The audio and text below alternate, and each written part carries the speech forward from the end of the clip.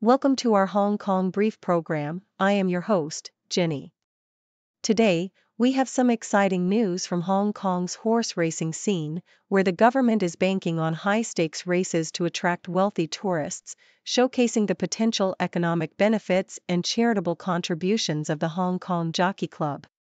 In other news, former Philippine President Rodrigo Duterte has made headlines as he appears in the International Criminal Court, shifting from a powerful leader to a detainee amid serious allegations. This unfolding drama is intertwined with the evolving political climate in the Philippines, making it a pivotal moment for Duterte's legacy. Lastly, we celebrate the remarkable achievement of Maddison Levi, who has set a new record as the most prolific try scorer in Australian rugby history during the Hong Kong Sevens.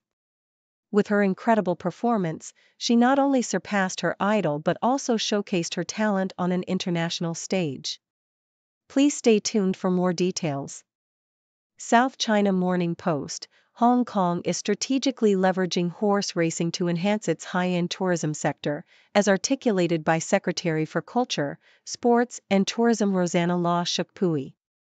In a recent interview, Law emphasized that horse racing is not merely about betting but is a significant cultural event that attracts affluent visitors, especially from mainland China.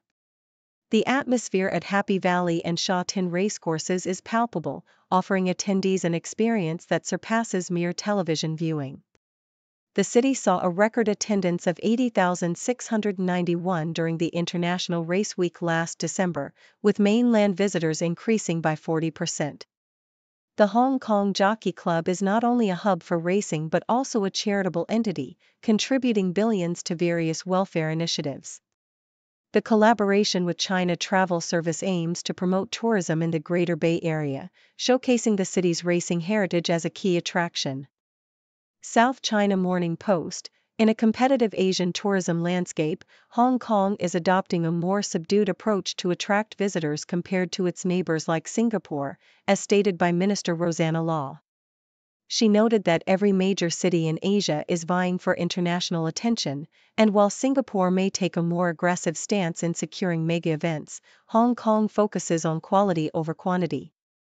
The city's unique geographical advantage allows it to connect with a large portion of the global population, and Law aims to tell a new, good Hong Kong story to entice visitors. With a tourism contribution to GDP at just 2.6%, Law is cautious about rapid growth, emphasizing the sector's role in providing employment, particularly for less skilled labor. The city's tourism development blueprint encourages innovation and responsiveness to emerging tourist demands, moving away from traditional reliance on past successes. Nikkei Asia: former Philippine President Rodrigo Duterte is currently facing serious legal challenges as he appears before the International Criminal Court, ICC, on charges of crimes against humanity related to his controversial war on drugs. His recent arrest in Manila and transfer to The Hague marks a significant moment, as he becomes the first former Asian leader to be detained there. Duterte's administration was marked by allegations of extrajudicial killings, with a congressional report estimating over 30,000 deaths. Despite his withdrawal from the ICC's jurisdiction, the court asserts it retains authority over past crimes. The political landscape in the Philippines is further complicated by a power struggle between the Duterte and Marcos families, with tensions rising as Sara Duterte's political future hangs in the balance. As the country approaches midterm elections, the outcome could significantly impact the Duterte faction's influence and the ongoing narratives of martyrdom and political survival that resonate deeply with the Filipino public.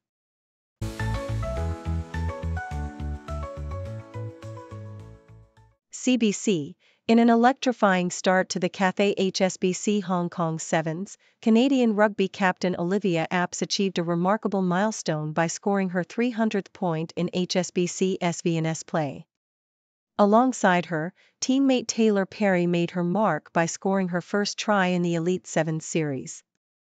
Canada opened their tournament with a thrilling 24-17 victory over Japan, only to face a setback against Australia, losing 26-15. As the Canadian women currently sit sixth in the overall standings, their journey continues with a final pool match against Spain before heading to Singapore for the penultimate event of the season.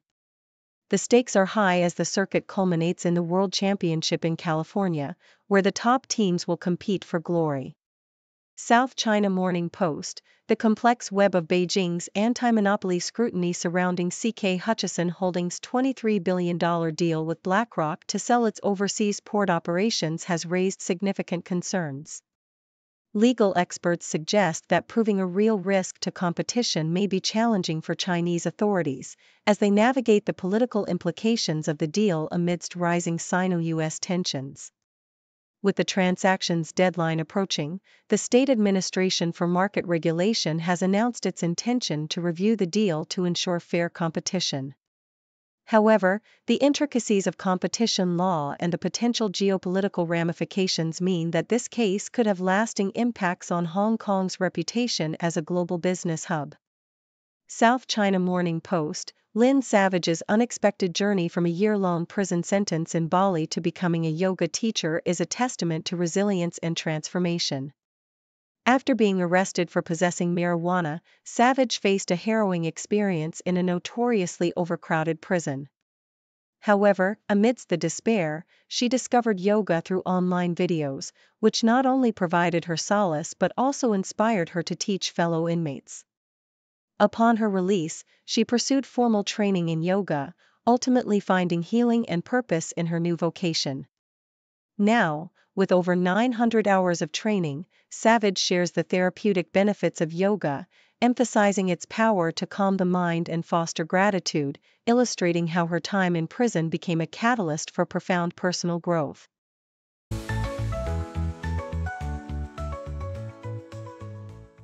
South China Morning Post reports that the 2025 Cathay HSBC Hong Kong Sevens is set to continue on Saturday, March 29, at the newly established Kai Tak Stadium. Fans can still purchase 3-day passes for the event, priced at 1,950 Hong Kong dollars for adults and 950 Hong Kong dollars for children.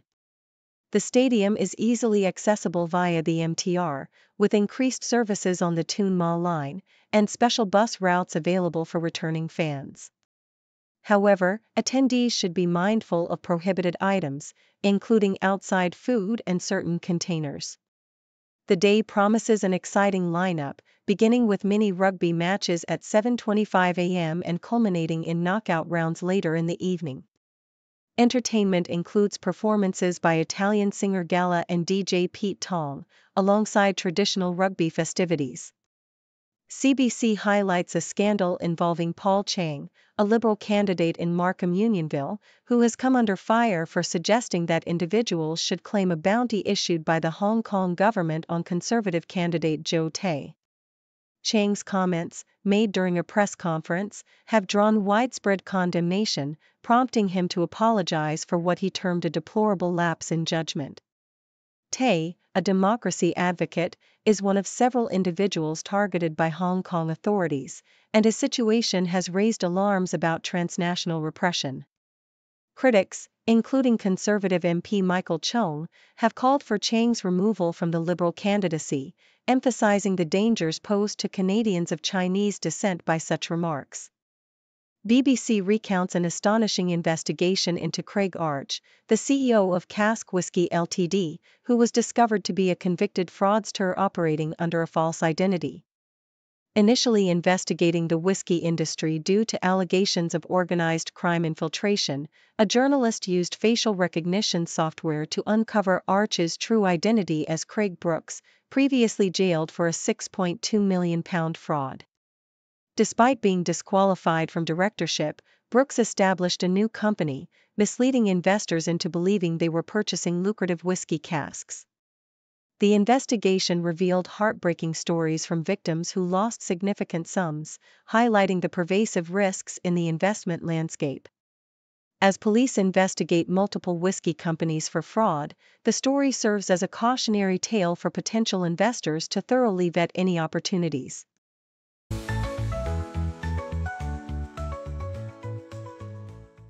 The Toronto Star reports that incumbent Liberal candidate Paul Chang has issued an apology for his controversial remarks regarding a Conservative candidate, Joe Tay, who has a bounty placed on him by Hong Kong police. At a January news conference, Chang suggested that attendees could claim the bounty by bringing Tay to the Chinese consulate in Toronto, which has drawn significant criticism. Chang later described his comments as deplorable and acknowledged a serious lapse in judgment, expressing regret as a former police officer. Conservative candidate Michael Cheung has called for Liberal leader Mark Carney to disavow Chang's statements and remove him from the candidacy for the Markham-Unionville riding, while Chang maintains his support for the people of Hong Kong in their fight for human rights. The South China Morning Post highlights the turmoil surrounding Prince Harry's charity, Centibale, following his decision to step down from the organization he founded in honor of his mother, Princess Diana. The charity, aimed at assisting individuals in Africa living with HIV and AIDS, has faced internal conflicts, particularly involving Chair Sophie Shandoka, who has accused others within the organization of bullying and misogyny. Shandoka, a corporate finance lawyer with a diverse background and a commitment to healthcare equity, has been a prominent figure in the charity since its inception. Her refusal to resign and subsequent legal action against the charity have intensified the drama, further complicated by her past awkward interactions with Meghan Markle. In a heartfelt reflection on love and commitment, Ice Cube shared insights into his 32-year marriage to Kimberly Woodruff during a podcast appearance. He emphasized that a successful marriage requires mutual desire and dedication, stating, "We want to be married. You've got to want it." The couple, who wed in 1992 and share 4 adult children, have navigated the ups and downs of life together, with Ice Cube acknowledging that not every day is perfect.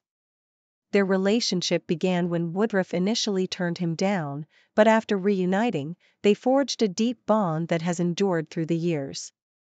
Ice Cube even humorously proposed to her again after 2 decades of marriage, demonstrating the strength of their commitment to one another.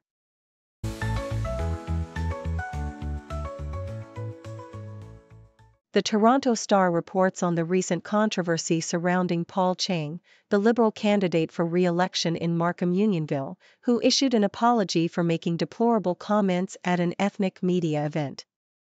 During the gathering, Chang suggested that attendees could claim a bounty placed by Hong Kong police on Conservative candidate Joe Tay if they brought him to the Chinese consulate in Toronto. Chang's remarks, which he later admitted were a serious lapse in judgment, have drawn sharp criticism, particularly from conservative Michael Cheung, who expressed outrage over what he deemed an endorsement of the Chinese Communist Party's actions against a Canadian citizen. This incident highlights the ongoing tensions surrounding human rights issues in Hong Kong and the implications of foreign interference in Canadian politics. South China Morning Post introduces Molly Miller, the newly appointed head coach of Arizona State University's women's basketball team, who previously led the Grand Canyon Antelopes to their first NCAA tournament appearance. Celebrated for her dynamic coaching style, Miller became a viral sensation after her team's championship victory, where she famously celebrated by making snow angels and Gatorade. Beyond her coaching accolades, which include 2 NCAA D2 Coach of the Year awards, Miller's journey began in Springfield, Missouri, where she excelled in basketball from a young age. After a successful collegiate career at Drury University, she transitioned from a marketing role to coaching, ultimately guiding her teams to multiple NCAA tournaments. Off the court, Miller balances her professional life with being a mother of 2, showcasing her dedication both to her family and her athletes. Australian Broadcasting Corporation highlights the remarkable achievement of Maddison Levi, who has set a new record as the most prolific try scorer in Australian rugby history at just 22 years old. During the Hong Kong Sevens tournament, Levi scored an impressive 7 tries across 2 matches, surpassing her idol Charlotte Caslick's previous record.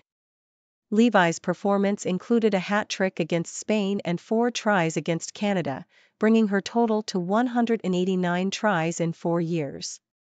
Despite her personal achievement, Levi emphasized that records are secondary to her love for the game and the support she receives from her teammates, including Caslick, who has been a significant influence in her career. The Australian women's team, bolstered by Levi's talent, is set to continue their pursuit of success in the tournament amidst a backdrop of mixed results from the men's team.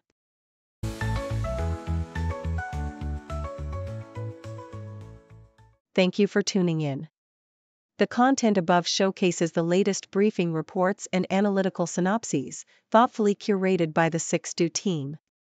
These insights stem from a wide array of reputable media outlets, think tanks, government sources, and specialized experts worldwide. We encourage you to explore these sources for a comprehensive perspective. Keep in mind that while the content may not always align with the official standpoint of 6Do Brief, it's not meant to be taken as absolute directives for decision-making. Comprising seasoned media professionals, learned scholars, and accomplished scientists, the 6Do team embodies a trailblazing, fully independent media entity. To customize 6Do Brief to meet your professional needs, you have the option to subscribe to a diverse array of briefings on our website, 6dobrief.com. Regardless of your location, you can conveniently receive 6Do Brief via email.